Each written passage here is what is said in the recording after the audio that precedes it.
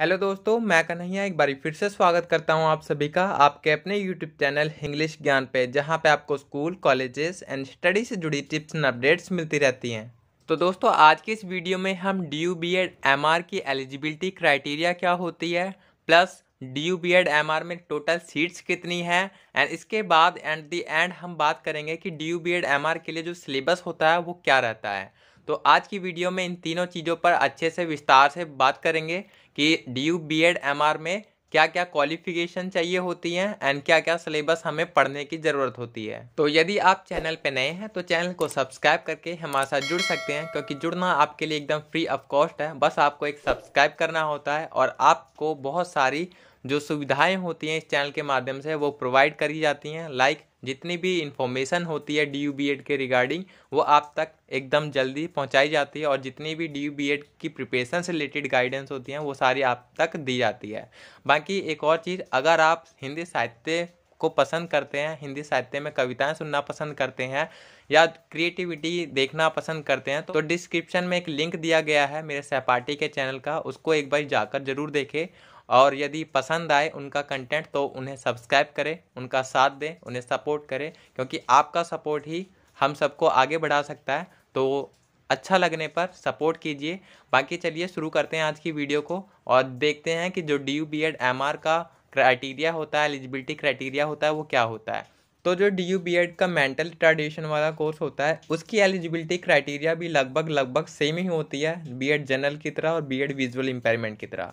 जैसे कि जो कैंडिडेट अप्लाई करते हैं मेंटल रिटार्डेशन के लिए तो उनके ग्रेजुएशन में 50% मार्क्स होने चाहिए, और इसके साथ साथ जो BTech करके आते हैं या इंजीनियरिंग करके आते हैं अगर वो करना चाहते हैं तो उनके लिए जो क्राइटेरिया है वो 55% मार्क्स का होता है। तो ये दोनों क्राइटेरिया तो लगभग सारे फॉलो कर लेते हैं, बट जो मेन एलिजिबिलिटी क्राइटेरिया होता है वो कोर्स का वो आप नीचे देखेंगे सेक्शन B में, eligibility for choosing the pedagogy course. यही सबसे इंपॉर्टेंट होता है एंड इसी चीज़ में बच्चे बहुत ज़्यादा मिस्टेक कर देते हैं, जिनका खामियाजा उन्हें बाद में एडमिशन के वक्त भुगतना पड़ता है। क्योंकि जो आपकी रैंक लिस्ट जारी होती है वो आपकी पेडागोजी वाइज जारी होती है, तो इसलिए आप कंफर्म कर ले कि आपने जो पेडागोजी सेलेक्ट करी है वो आपने सही सेलेक्ट करी है। क्योंकि इस पेडागोजी को सेलेक्ट करने का एक तरीका जो होता है उसमें ये होता है कि आपने जो पेडागोजी सेलेक्ट करी है वो सब्जेक्ट आपने अपने ग्रेजुएशन में 200 मार्क्स तक का पढ़ा होना चाहिए और आपके 50% मार्क्स उसमें होने चाहिए, तभी आप उस पेडागोजी सब्जेक्ट में वो चूज़ कर सकते हैं। तो ये जो पेडागोजी आप सेलेक्ट करते हैं तो मेक श्योर आप जो भी चूज़ कर रहे हैं वो आपकी सही क्वालिफिकेशन के अनुसार ही आप पेडागोजी सेलेक्ट कर रहे हैं, क्योंकि ये पेडागोजी सेलेक्ट करना काफ़ी इंपॉर्टेंट होता है एंड काफ़ी इम्पॉर्टेंट होता है कि ये आपने ठीक चुना है। ठीक है, बाकी ये कैसे चुनते हैं, कैसे आप एलिजिबल होते हैं किस पेडागोजी के, तो वो अभी हम बात करेंगे नीचे।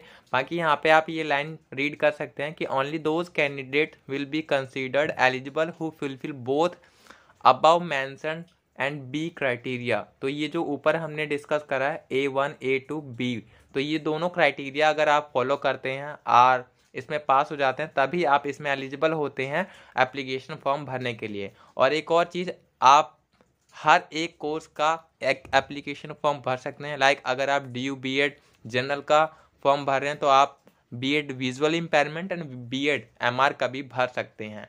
बाकी MR की बात करें तो MR के लिए सिर्फ गर्ल्स ही अप्लाई कर सकते हैं, क्योंकि बॉयज़ के लिए कोई कॉलेज नहीं होता है MR के लिए। एंड ये जो कोर्स है वो सिर्फ एक ही कॉलेज करवाता है, लेडी इरविन कॉलेज, वहीं पे एडमिशन गर्ल्स को मिलता है। जैसे कि ये लेडी इरविन कॉलेज एक गर्ल्स ही कॉलेज है तो केवल गर्ल्स ही इस कोर्स के लिए अप्लाई कर सकती हैं।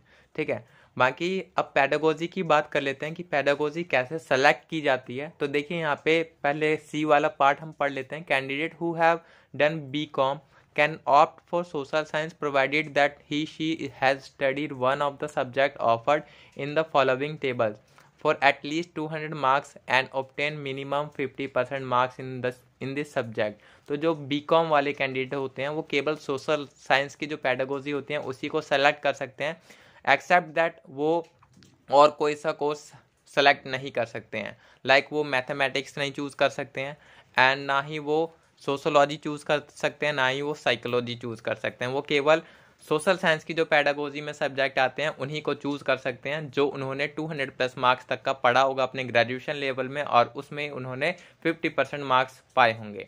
तो यहाँ पे देखिए जो पेडागोजी कोर्स होते हैं वो कुछ इस प्रकार से होते हैं। लैंग्वेज होता है, लैंग्वेज में आपके 2 सब्जेक्ट आते हैं, हिंदी इंग्लिश। सोशल साइंस होता है, सोशल साइंस में आपका history, geography, political science, economics. Mathematics में आपका मैथमेटिक्स और साइंस होता है, साइंस में फिजिक्स, केमिस्ट्री, जियोलॉजी, बॉटनी। तो ये आपके पैडागोजी कोर्स हैं एंड पैडागोजी कोर्स के अंदर जो सब्जेक्ट होते हैं वो मेंशन किए हुए हैं। तो यहाँ पे अगर बात करें लाइक आपने चुना पैडागोजी सोशल साइंस, तो आपने अगर सोशल साइंस पैडागोजी चुना है तो आप सोशल साइंस पैडागोजी चुनने के बाद इन 4 सब्जेक्ट में से कोई एक सब्जेक्ट चुन सकते हैं अपने बीएड मेंटल रिटार्डेशन कोर्स के लिए। लाइक आपने अगर सोशल साइंस चुना है तो अगर आप हिस्ट्री सेलेक्ट करते हैं तो हिस्ट्री आपने 200+ मार्क्स की अपने ग्रेजुएशन लेवल में पढ़ी होनी चाहिए और उसमें आपके 50% मार्क्स होने चाहिए। इसी प्रकार अगर आप लैंग्वेज पेडागोजी चुनते हैं तो उसमें आप हिंदी सेलेक्ट करेंगे तो हिंदी आपने 200+ मार्क्स की अपने ग्रेजुएशन लेवल में पढ़ी होनी चाहिए और उसमें 50% मार्क्स होने चाहिए। इसी प्रकार अगर आप साइंस लेते हैं, साइंस पेडागोजी सेलेक्ट करते हैं तो साइंस सेलेक्ट करने के बाद फिर आपको फिजिक्स, केमिस्ट्री, जियोलॉजी, बॉटनी में से एक सेलेक्ट करना पड़ता है और वो आपने अपने ग्रेजुएशन लेवल में 200+ मार्क्स का और प्लस उसमें 50% मार्क्स आपके होने चाहिए, तभी आप उस पेडागोजी के लिए, उस सब्जेक्ट के लिए एलिजिबल माने जाते हैं। ठीक है, तो ये आपका पेडागोजी क्लियर हो गया और जो एलिजिबिलिटी क्राइटेरिया होता है वो यही होता है। ठीक है, बाकी इस कोर्स में केवल गर्ल्स ही अप्लाई कर सकते हैं, ये एक और एलिजिबिलिटी क्राइटेरिया है और उनका जो मार्क्स होना चाहिए ग्रेजुएशन में वो आपका कंफर्म हो गया कि 50% मार्क्स आपके होने चाहिए ग्रेजुएशन लेवल में और बाकी अगर आप बीटेक या इंजीनियरिंग करके आ रहे हैं तो आपके 50% मार्क्स होने चाहिए ग्रेजुएशन लेवल पे। अब बात कर लेते हैं इसकी सीट्स कितनी होती हैं, बीएड एमआर की टोटल सीट्स कितनी हैं और उनका डिस्ट्रीब्यूशन कैसा रहता है। तो देखिए सीट्स देखें तो यहाँ पे आपको टोटल सीट्स देखने को मिलेंगी 38। ये लास्ट ईयर थी 38 और लगभग इतने के ही अराउंड आपकी सीट्स होती है बीएड एमआर में। और इसमें भी जो डिस्ट्रीब्यूशन होता है यहाँ पे आप देख सकते हैं कि 15% of total number of seats for schedule caste SC के लिए रिजर्व रहती हैं। इसी के साथ जो ओबीसी है उनको 27% total number of seats reserve रहती हैं। ईडब्ल्यूएस के लिए 25 नंबर ऑफ सीट्स रिजर्व रहती हैं और फिजिकली डिसेबल्ड के लिए 5%, इसी तरह चिल्ड्रन, विडो, इन सब के लिए 5% और फॉरेन के लिए 5%। वर्ड कोटा के लिए 1 सीट रहती है और टोटल जो डिस्ट्रीब्यूशन होता है कुछ इस प्रकार से होता है कि टोटल आपकी 38 सीट होती हैं जिसमें से 15 सीट्स आपकी अनरिजर्व्ड कैटेगरी के स्टूडेंट्स के लिए होती है। ओबीसी के लिए 10 सीट्स होती हैं, एससी के लिए 6, एसटी के लिए 3, ईडब्ल्यूएस के लिए 4, पीडब्ल्यूडी के लिए 2, वर्ड कोटा के लिए 1, सीडब्ल्यू और आर्म फोर्स के लिए 2, फॉरेन नेशनल्स के लिए 1। तो इस तरह से ये पूरा सीट्स का डिस्ट्रीब्यूशन होता है बीएड एमआर में। तो अगर आप बीएड एमआर के लिए अप्लाई कर रहे हैं तो मेक श्योर आपको ये सब पता होना चाहिए। अब बात कर लेते हैं कि जो सिलेबस होता है बीएड एमआर का वो क्या होता है, क्योंकि सिलेबस एक बहुत बड़ा रोल प्ले करता है किसी भी एंट्रेंस एग्जाम की प्रिपरेशन करने से पहले। तो चलिए अभी सिलेबस की बात कर लेते हैं। तो देखिए यहाँ पे अगर हम सिलेबस देखें ड्यू बीएड एमआर का तो ये थोड़ा सा visual impairment and B Ed general होता है, उससे थोड़ा सा डिफरेंस होता है क्योंकि यहाँ पे जो क्वेश्चंस होते हैं उनका एवरेज, उनकी मार्क्स वो थोड़े से अलग होते हैं विजुअल इम्पेयरमेंट से। जैसा कि अभी हम बात करेंगे यहाँ पे नीचे आएंगे तब। वैसे जो टोटल पैटर्न होता है वो सेम होता है, आपका 100 क्वेश्चन आते हैं, सीबीटी बेस्ड एग्जाम होता है, उसमें ईच क्वेश्चन के लिए आपको 4 मार्क्स दिए जाते हैं और जो नेगेटिव मार्किंग होती है वो आपकी 1 मार्क्स की होती है।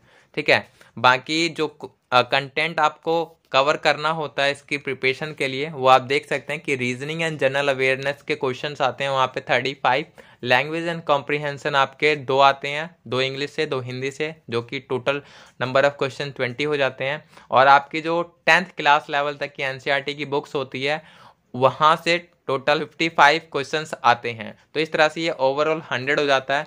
तो यहाँ पे जो डिफरेंस है बीएड एमआर में और बीएड विजुअल इम्पेयरमेंट में वो ये कि जो 10th क्लास लेवल तक की एनसीईआरटी के क्वेश्चंस हैं वो 45 आ रहे हैं एमआर में, जबकि विजुअल इम्पेयरमेंट में आपके ये 50% थे, 50 क्वेश्चंस आपके विजुअल इम्पेयरमेंट में थे।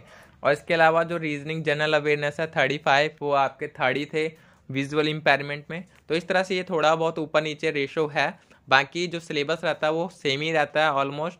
और जो आपकी आपको प्रिपरेशन करनी होती है वो भी सेम ही करनी होती है। अगर आप बीएड जनरल के लिए प्रिपरेशन कर रहे हैं तो आप ये सारी चीज़ें यहाँ पे भी फॉलो कर सकते हैं। और जो और चीज़ें और बाकी आपको प्रिपरेशन कैसे करनी है इसकी, तो बेस्ट तरीका मैं बताऊंगा कि वो है आपका एनसीईआरटी बुक्स को फॉलो कीजिए। और एनसीईआरटी कवर करने के बाद फिर आप लुसेंट उठाइए, रीजनिंग आप वन साइडेड करते जाइए, क्योंकि रीजनिंग एक अलग ही टॉपिक हो जाता है पूरा। क्योंकि यहाँ पे जो एनसीईआरटी की बुक्स होती हैं वो अलग एक कॉन्सेप्ट है, रीजनिंग एक अलग कॉन्सेप्ट है। क्योंकि रीजनिंग एक आपका नया जुड़ जाता है, क्योंकि अभी ग्रेजुएशन लेवल पे आपने अकेडमिक पढ़ी होती है, अकेडमिक में आपका रीजनिंग नहीं होता है, तो इसलिए रीजनिंग आपके लिए टोटली नया होता है। तो रीजनिंग को वन साइडेड करते जाइए, बाकी जो एनसीईआरटी की बुक्स है उसे फॉलो करके पढ़ते जाइए। और एट दी एंड आपको सारी चीज़ें जब कवर हो जाएगी, एंड मेक श्योर जो आप पढ़ रहे हैं वो कॉन्सेप्ट पे पढ़े, क्योंकि कॉन्सेप्ट ही पूछे जाते हैं, कॉन्सेप्ट ज़्यादा मायने रखते हैं ड्यू बीएड के एग्ज़ाम में। और तो ये था पूरा ओवरव्यू ड्यू बीएड एमआर का। आई होप आप सभी को सारी बातें क्लियर हुई होंगी कि किस प्रकार से आपका सिलेबस रहता है, किस प्रकार से आपकी एलिजिबिलिटी क्राइटेरिया होती है, क्या क्या आपकी सीट्स होती हैं। तो यहीं पे करते हैं इस वीडियो को ख़त्म। बाकी thank you so much for watching this video. मिलते हैं नेक्स्ट वीडियो में, तब तक के लिए चैनल को सब्सक्राइब करके जुड़े रहिए। जय हिंद, जय भारत।